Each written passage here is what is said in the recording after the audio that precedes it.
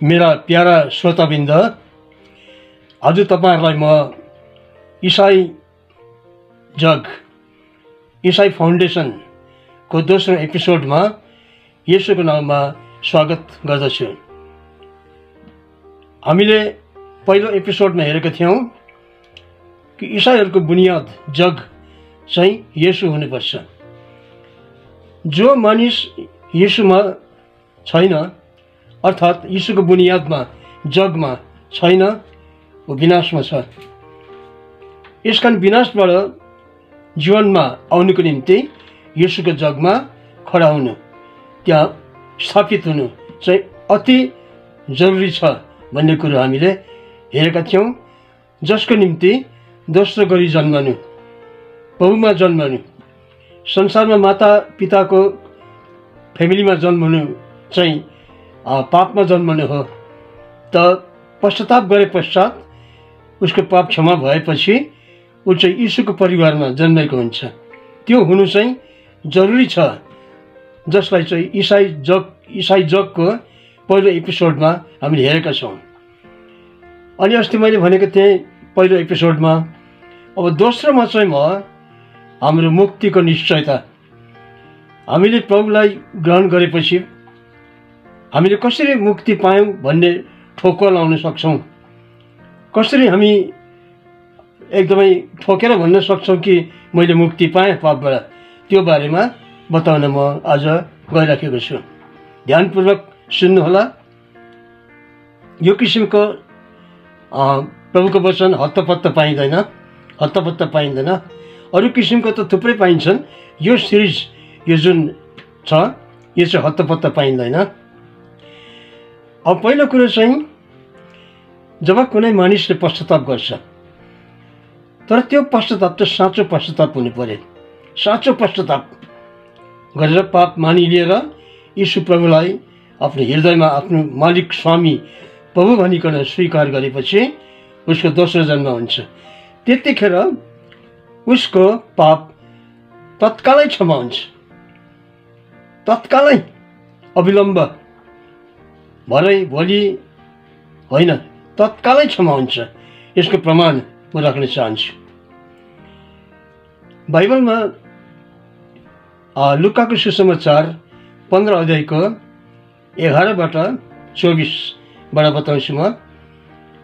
लुकाको सुसमाचार 15 अध्याय 11बाट 24। त्यहाँनिर एउटा उडन्ता पुत्रको बारेमा लेखिएको छ। उडन्ता पुत्र भनेको बाबुको धन सम्पत्ति उडाइदिने छोरा। त्यो केटाले बाबुकोबाट आफ्नो अंश बण्ड लिएर टाढो परदेशमा गयो अनि सबै पैसा उडायो, मोज मज्जामा उडायो अनि दुःख पायो। दुःख पाउँदा उसको मनमा साह्रो पछुतो भयो। हाय हाय, मैले के गरी पठाएछु नि। यो चाहिँ मुक्तिको पहिलो खुड्किलो हो। आफ्नो पापलाई जान्नु, मैले गल्ती गरेछु, म भुलमा छु भनेर जान्नु चाहिँ मुक्तिको पहिलो खुड्किलो। त्यहाँदेखि अब 20देखि बताउँदै जान्छु म। लुका 15 को 20देखि 24सम्म बताउँदै जान्छु म। त्यो केटाले भन्यो, होइन यसै बसेर त हुँदैन, मरिन्छ दुःखले भोकले, जान्छु बाबुकोमा, फर्कन्छु, माफ माग्छु भनेर सोच्यो। अनि त्यो सोचेको कुरालाई चाहिँ उसले कार्यरूपमा परिणत गर्यो। साँच्चै नै उठेर गयो, बाबुकोमा गयो। बाबुकोमा गएर भन्छ, बाबु मैले तपाईँको विरुद्धमा, स्वर्गको विरुद्धमा पाप गरेको छु। अब तपाईँको छोरो भनिने लायकको म छैन। मलाई तपाईँको नोकर चाकर जस्तै एउटा बनाइदिनुहोस् भन्छु भनेर गयो। अनि बाबुलाई गएर भन्न थाल्यो, बाबु लौ मैले पाप गरेँ, भुल गरेँ, मानिलिन्छु। अब म तपाईँको छोरो हुने लायकको छैन सम्म मात्रै भनेको थियो। तेस्रो कुरो उसले भन्नु पाएन। अब मलाई तपाईँको नोकर चाकर जस्तै बनाउनुहोस् भन्नु पाएन। त्यसको अघि नै 22 पदमा बाउले भन्छ, छोरा तिम्रो क्षमा भयो, सबै माफ गरिदिएँ। नोकर चाकरलाई भन्छ यसलाई नुहाइ धुवाइ गरिदेऊ, नयाँ लुगा लगाइदेऊ, खुट्टामा जुत्ता, हातमा औँठी, मेरो घरमा प्रवेश गराऊ। तत्काल क्षमा। हेर्नुहोस् त, उसले पश्चातापको शब्द पुरा गरेको छैन, पुरा भनिसकेको छैन, क्षमा भइगयो तत्कालै। योबाट थाहा पाउँछौँ हामी परमेश्वरले पापीको पाप उसले साँच्चै नै मन फुटाएर पश्चाताप गर्यो भने तत्कालै क्षमा हुन्छ भन्ने कुरो चाहिँ योबाट प्रमाणित हुन जान्छ। अब कुरा आउँछ, त्यसो भए त यो बाइबलमा लेखेको कुरा कसरी पत्याउनु? बाइबलमा भनिदियो भइगयो। त्यसो भए कोही प्रमाण त छैन। कसैले डिग्री पढ्छ, बिए एमए गर्छ, सर्टिफिकेट पाउँछ। तिमीले बिए गरेको या एमए गरेको प्रमाण के छ भन्दा सर्टिफिकेट देखाउँछ। तर हामीले त पापको क्षमा पाएको सर्टिफिकेट देखाउन सकेन, छैन नि त। कसरी पत्याउने? त्यसो भए सर्टिफिकेट छ। त्यो सर्टिफिकेट हो बाइबलमा पहिला योहन्ना 1:9 लेखेको छ। पहिला योहन्ना 1:9 यदि हामीले आफ्नो पाप अपराध स्वीकार गर्यौँ भने त्यसलाई क्षमा गर्नु परमेश्वर विश्वासयोग्य हुनुहुन्छ। बस हाम्रो मनमा शङ्का उत्पन्न भयो भने पहिला योहन्ना 1:9 फटाफट भनिदिनुपर्छ, सर्टिफिकेट त्यही हो, प्रभु चाहिँ विश्वासयोग्य हुनुहुन्छ। बस यति भए पुग्यो हामीलाई। त 1 नम्बर हामीले के पाएछौँ? पापको क्षमा तत्कालै पाएछौँ, भरे भोलि होइन, पाइसकेका रहेछौँ। अब भूतकाल भयो त्यो है। 2 नम्बरमा चाहिँ लेखेको छ सबै पाप खरकखुरुक एउटै नछोडी क्षमा हुन्छन्। प्रभुको वचनमा यशाया नामक किताबको 1 अध्यायको 18 पदमा लेखिएको छ 1:18 तिमीहरूका पाप सिन्दुरे रङका भए तापनि हिउँ जस्तै सेतो हुनेछ। रक्तम्य पाप हिउँ जस्तो सेतो। हेर्नुहोस् त, सबै पाप सिन्दुर रङको भनेपछि सबै पाप। एउटा पापीले साँचो हृदयले पश्चाताप गरेपछि उसका जस्तै घिनलाग्दो डरलाग्दो पाप पनि क्षमा हुन्छ, एउटै नछोडिकन। एबर्सन गरेको, भ्रूण हत्या गरेको, मान्छे हत्या गरेको, व्यभिचार गरेको, चोरी डकैती, केही नछोडिकन टाकटुक क्षमा। कत्रो क्षमा! हेर्नुहोस् त, अब कत्रो क्षमा! सबै प्रभु विश्वासयोग्य हुनुहुन्छ, केही नछोडिकन। वचनमा भनिएको छ लुका नामक सुसमाचारको 7 अध्यायमा एउटी स्त्री बारे छ। त्यो स्त्री चाहिँ पापिनी, व्यभिचारमा लिप्त रहेकी स्त्री। उसले प्रभुकोमा जाने मौका पाइन्। एकपल्ट प्रभु एक ठाउँ कहीँ निम्तमा जानुभएको थियो, त्यहाँनिर उसले आफ्नो आँसुले प्रभुको पाउँ भिजाइन्, आँसुले। अनि बहुमूल्य मलम प्रभुको पाउमा दलिन्। त्यो चाहिँ उसको हृदय फुटेको चिन्ह एउटा। आँसु बगाउँदै प्रभुलाई क्षमा मागिन्। त्यहाँ प्रभुले भन्नुभयो 47 पदमा, लुका 7:47 यसको धेरै पाप थियो, सबै क्षमा भयो। यसको धेरै पाप थियो, सबै क्षमा भयो। सबका सब प्रशस्त क्षमा। हेर्नुहोस् त, हाम्रो परमेश्वर कति कृपालु कि हामीले जस्तै पाप गरेको पनि क्षमा हुने रहेछ। अब त्यो प्रावधान छ गर्दाखेरि अब हामी पापबाट मुक्त भएपछि कस्तो आनन्दै आनन्द, जय आनन्द आउँछ। ठुलो भारी बिसाको जस्तो आनन्द त्यहाँनिर आउँछ। त्यतिखेर पापीले यसो भन्छ, पापको बन्धन छिनेपछि म स्वतन्त्र भएँ। हल्लेलुया, यीशु प्रभु मेरो निम्ति मरे। हल्लेलुया हल्लेलुया, म स्वतन्त्र भएँ। ठुलो भारी पिसाको जस्तो स्वतन्त्र, पापबाट मुक्त। कति सुन्दर कुरो, कति आशाको कुरो प्रभुले यो प्रावधान राखिदिनु भएको छ।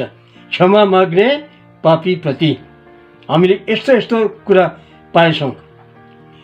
अब 3 नम्बर कुरा वचनमा लेखिएको छ, परमेश्वरले हाम्रो पापलाई समुद्रको गहिराईमा फालिदिनुहुन्छ। अब समुद्रको गहिराई भनेपछि साह्रै तल, एकदमै तल समुद्रको गहिराईमा के छ हामी देख्दैनौँ, त्यति गहिरो त्यहाँ फ्याँकिदिनुहुन्छ भन्ने छ। यो कुरो चाहिँ मिका नामक पुस्तक 7 अध्यायको 19 पदमा लेखेको छ। मिका 7:19 मा समुद्रको गहिराईमा हाम्रो पापहरूलाई फालिदिनुहुन्छ। कति आनन्दको कुरा।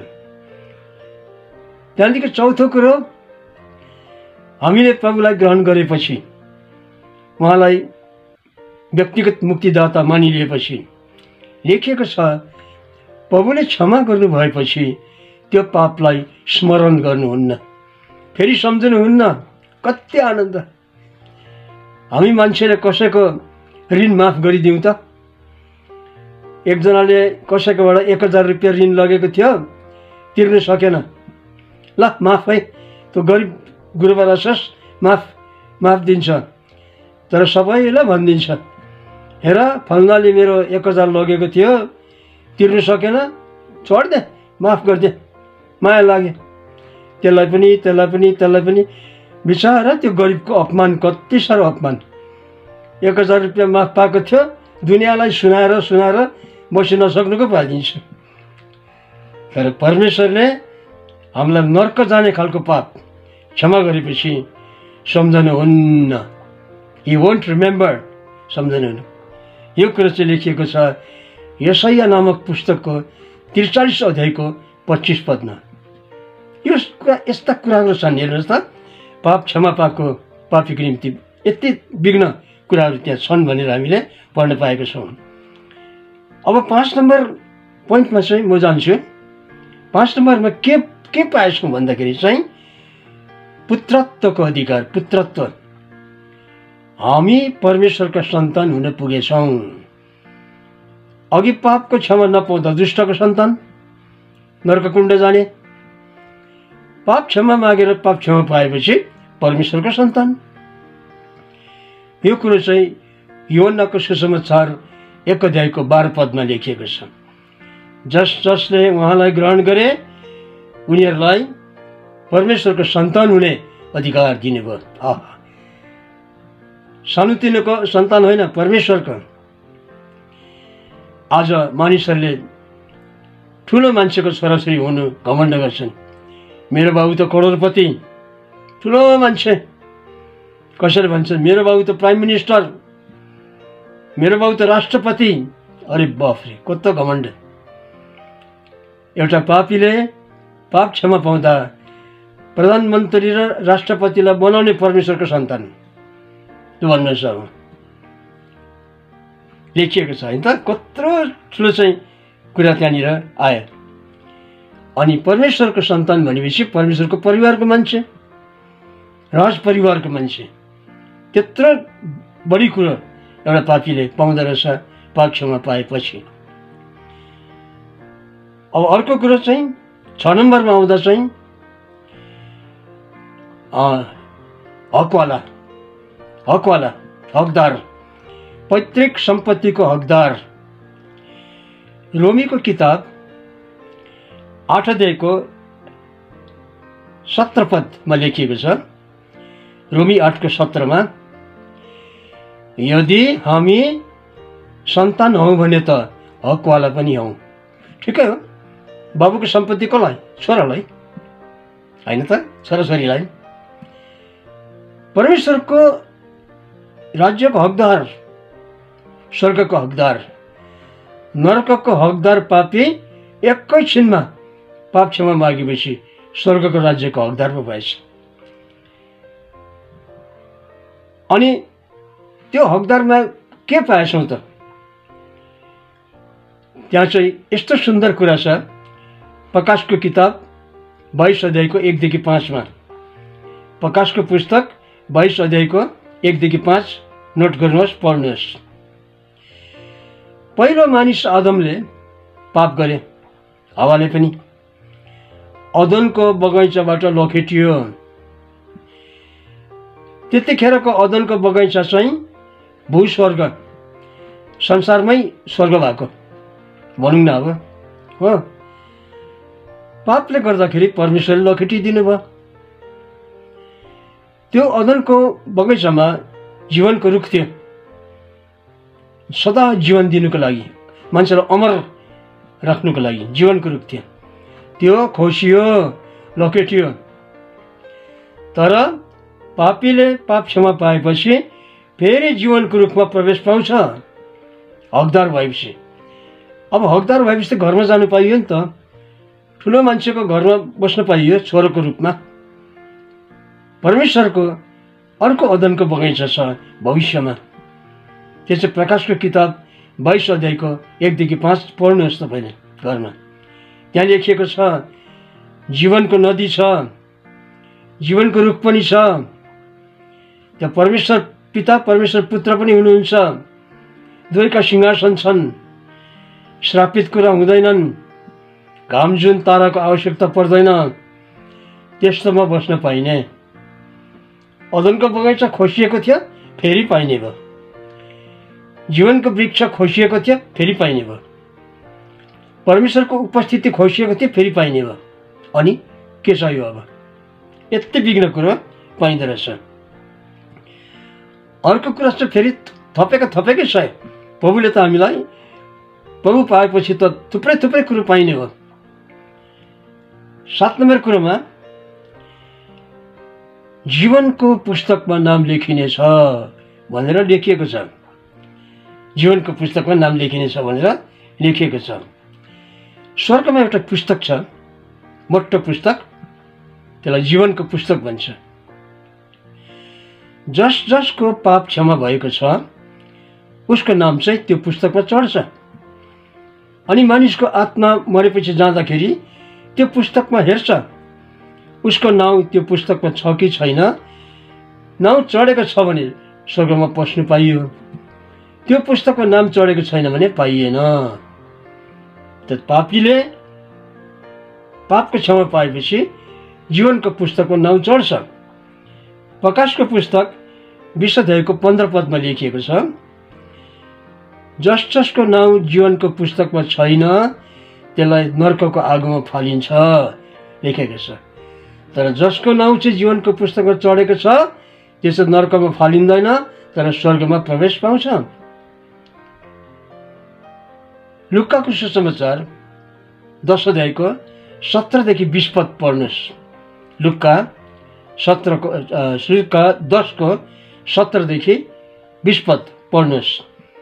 त्यहाँ लेखेको छ, प्रभुले आफ्नो चेलाहरूलाई शक्ति दिएर लु चङ्गाई गर, ठुल्ठुलो कामहरू गर भनेर गाउँमा पठाउनु भयो।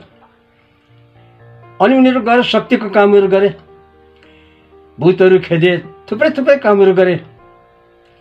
अनि 17 पदमा चेलाहरू आएर भन्छ, प्रभु हामीले त तपाईँको नाउँमा बडे काम गरेर आयौँ, शक्तिशाली कामहरू गऱ्यौँ भन्दा प्रभुले के भन्नुभयो? 20 पदमा लुका 10 को 20 पदमा, तिमीहरूले ठुलो काम गर भनेर नरमाऊ न, त्यो रमाउने कुरो होइन। त्यो त मैले शक्ति दिएँ, तिमीले गर्यौ। तर तिमीहरू रमाउने कुरो चाहिँ के हो? तिमीहरूको नाउँ स्वर्गमा लेखिएको छ भन्ने कुरामा चाहिँ रमाऊ। स्वर्गमा लेखिएको छ मतलब स्वर्गको पुस्तकमा चढेको छ तिमीहरूको नाम, त्यो चाहिँ रमाउने कुरा हो। यसकारण पापीले पश्चाताप गरेपछि उसको नाउँ चाहिँ स्वर्गमा जीवनको पुस्तकमा थपक्क चढ्ने रहेछ। त्यसको आधारमा स्वर्गमा प्रवेश गर्न पाइन्छ आत्माले मरेपछि। हेर्नुहोस् त कत्रो प्रावधान। कोही कोही बेला स्कुल कलेजको नानीहरूले इक्जाम दिन्छ, इक्जामको रिजल्ट आउँछ, पेपरमा छापिन्छ, नाम त छाप्दैन, नम्बर छाप्छ। अन्त इक्जामको रिजल्ट हेर्नु नानीहरू जान्छ है, पेपर खोसाखोस गरेर पढ्छ, आफ्नो नम्बर हेर्छ, मेरो नम्बर कति थियो। जसको नम्बर त्यहाँ खबर कागजमा चढेको छ रमाउँदै जान्छ, आहा पास भएछु। जसको चाहिँ नम्बर चढेन रुँदै जान्छ, म त फेल भएछु भनेर। ठिक त्यस्तै हाम्रो नाम पाप क्षमा पाएकाहरूको नाम खातामा चढेको हुन्छ, रमाउँदै स्वर्गमा प्रवेश गर्छ। कस्तो आनन्दको कुरो हेर्नुहोस् त। अब यति बिघ्न आशिषहरू त्यहाँनिर रहेछ। अब अर्को कुरो छ, प्रभुलाई ग्रहण गरेपछि हामीले पवित्र आत्माको छाप पाउँछौँ। यो एकदम मुख्य कुरा छ, पवित्र आत्माको छाप पाउँछौँ। एफिसी नामक किताब 1 अध्यायको 13-14 पद, एफिसी 1 को 13-14 मा लेखिएको छ, जसले प्रभुको सुसमाचारमा विश्वास गरे, प्रभुलाई ग्रहण गरे, उनीहरूलाई पवित्र आत्माको छाप दिइनेछ बैनाको रूपमा भनेर बैना मारिन्छ लेखिएको छ। आज कतिले भन्छन् पवित्र आत्मा पाउनु पर्यो भने त लड्नुपर्छ, पवित्र आत्मा पाउनु पर्यो भने त अन्य भाषा बोल्नुपर्छ, इत्यादि इत्यादि कुरा गर्छन्। तर बाइबलले चाहिँ भन्छ पवित्र आत्मा चाहिँ विश्वास गर्दाखेरि छापको रूपमा पाइन्छ। यो छाप चाहिँ के हो? बैना हो, बैना मारेको। बैना मारेपछि जसले बैना मार्छ त्यो बैना मारिएको कुरो चाहिँ उसको सम्पत्ति हुन पुग्छ।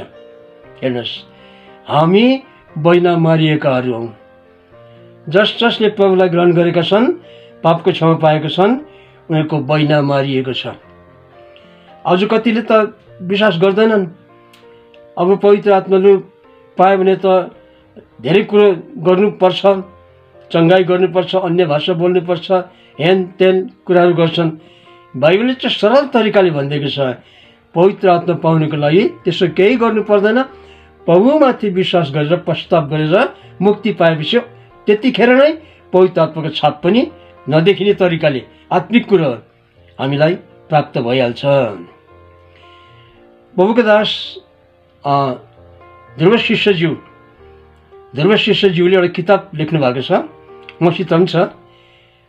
त्यो किताबको नाम चाहिँ थाप। म दिन्छु तिमी थाप। यो चाहिँ वरदान, दान वरदान। त्यहाँ उहाँले बडा राम्रो कुरो गर्नुभएको छ। भन्नुभएको छ पवित्र आत्मा पाउनको लागि लडीबडी गर्नु पर्दैन, मडारिनु पर्दैन, रुई कराई चिच्याइ गर्नु पर्दैन, पाइहाल्छ। कति सरल कुरो, पाइहाल्छ। त्यो त परमेश्वरले दिने काम हो नि त। हामीले परमेश्वरबाट खोज्ने काम, कोसिस गरेर पाउने काम होइन, तर परमेश्वरले दिने काम हो। प्रतिज्ञा छ एफिसी 1 को 13-14 पद, हामीले पाइहाल्छौँ। त्यो चाहिँ बैना मारिएको हो। रोमी नामक किताब 8 अध्यायको 9 पदमा लेखिएको छ। रोमीको किताब 8 अध्यायको 9 पदमा, यदि कसैसित परमेश्वरको आत्मा हुनुहुन्न भने ऊ त परमेश्वरको जन नै होइन। भनेपछि हामीले त पवित्र आत्मा पाएपछि परमेश्वरको जन भयौँ अब त्यो पदको आधारमा। तर कुरिन्थीको मण्डली जो थियो उनीहरू चाहिँ विश्वास भएको थिएन। हामीले पवित्र आत्मा पाएकोमा शङ्का छ भन्थ्यो कुरिन्थीको मान्छेले। हामीले त अन्य भाषा बोलेर भने त पवित्र आत्मा पाएको प्रमाण नै होइन, यसकारण शङ्का गर्थे।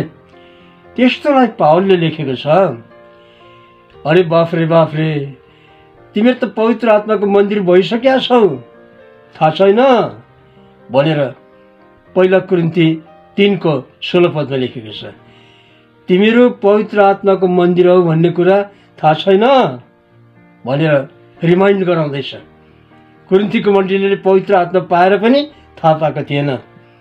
त्यस्तै आज धेरै विश्वासीहरू छन् जसले शङ्का गर्छन्, मैले त पवित्र आत्मा पाएँ कि पाइनँ। त्यो त मुक्ति पाएकोमा शङ्का गरेको जस्तै हो नि। अब बाइबलले तिमीले पापको क्षमा मागेपछि मुक्ति पाउँछौ भनेपछि पाउँछौ, पायौँ, सकेको बाइबलमा लेखेको छ, विश्वास गरी। त्यस्तै हामीले प्रभुमाथि विश्वास गर्दा जसरी मुक्ति पायौँ पवित्र आत्मा पनि पायौँ, त्यो कुरो लेखेको छ हो। एउटा गीतले भन्छ, थाहा छैन तिमी हौ मन्दिर भनी, थाहा छैन तिमी हौ मन्दिर भनी, थाहा छैन तिमी हौ मन्दिर भनी, तिमी पवित्र आत्माका मन्दिर। तिमी पवित्र आत्माको मन्दिर भनी थाहा छैन भनेर गीतले च्यालेन्ज दिँदैछ, गीतले पनि वचनले पनि। यसकारण हामी निर्धक्क बसौँ। हामीले पवित्र आत्मा पाउनुको लागि कहीँ जानु परेन, कसैको हात टाउकोमा राखिदिनु परेन। हामीले विश्वासद्वारा पाइसकेका छौँ। हामी परमेश्वरका सम्पत्ति भइसकेका छौँ। अब हामीले जब पवित्र आत्मा पाउँछौँ प्रभुलाई ग्रहण गरेपछि बैनाको रूपमा, तब हामी चाहिँ परमेश्वरको यीशु ख्रीष्टको आत्मिक शरीरको सदस्य बन्न पुग्छौँ। परमेश्वरको आत्मिक शरीर चाहिँ मण्डली हो अनि दुलही पनि हो।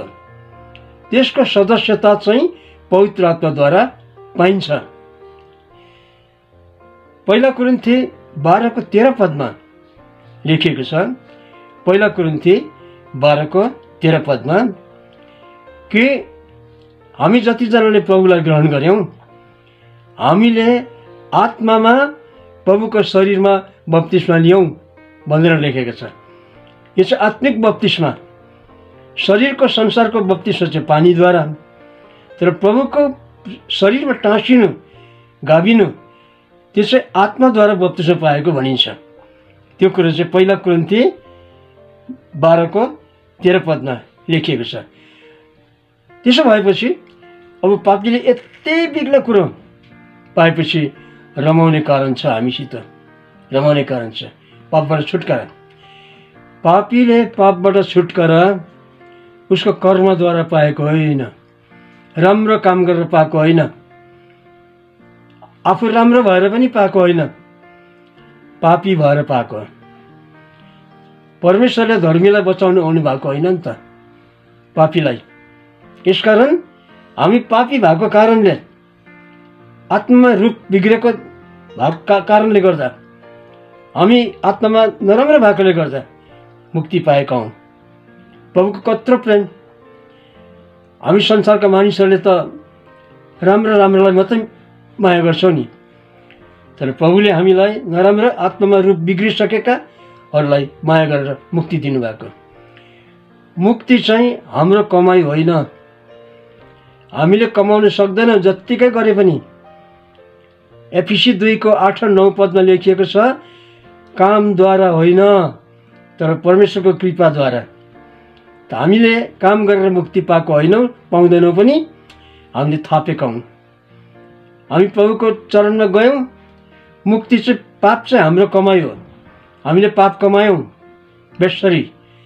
मुक्ति चाहिँ प्रभुले क्रुसमा कमाउनु भयो। पाप हाम्रो सम्पत्ति हो, मुक्ति प्रभुको सम्पत्ति हो। यसकारण प्रभुले आफ्नो सम्पत्ति हामीलाई दिनुभयो सित्थैमा। रोमी 8:24 भनिएको छ, 8:24 तिमीहरू सित्थैमा धर्मी ठहरिन्छ। यो कुरा धेरैले पत्याउँदैन आज। होइन, हामीले के गर्नुपर्ने हो धर्मी हुनलाई परेन। कारण जति गर्ने काम चाहिँ प्रभुले क्रुसमा गरिदिनु भएको हो, त्यो कुरो थापेको मात्र हामीले, प्रभुले दिनुभएको हामीलाई गर्दाखेरि हामीले प्रभुबाट यति बिग्ला कुरो पाएपछि अब हामीहरू निश्चय भएको छौँ, निश्चित भएको छौँ, हाम्रो पापको छुटकारा भयो र अब हामी चाहिँ प्रभुमा बढ्दै बढ्दै जानुपर्छ। अब मेरो अर्को एपिसोडमा, तेस्रो एपिसोडमा म तपाईँलाई बताउँछु अब हामी चाहिँ प्रभुमा बढ्दै जानुपर्छ। बालक जन्म्यो, बढ्नु पऱ्यो नि त। अब कसरी बढ्दै जानु त्यो कुरो चाहिँ अर्को एपिसोडमा हामी हेर्नेछौँ। प्रार्थना साथ तपाईँले प्रतीक्षा गर्नुहोला। धन्यवाद।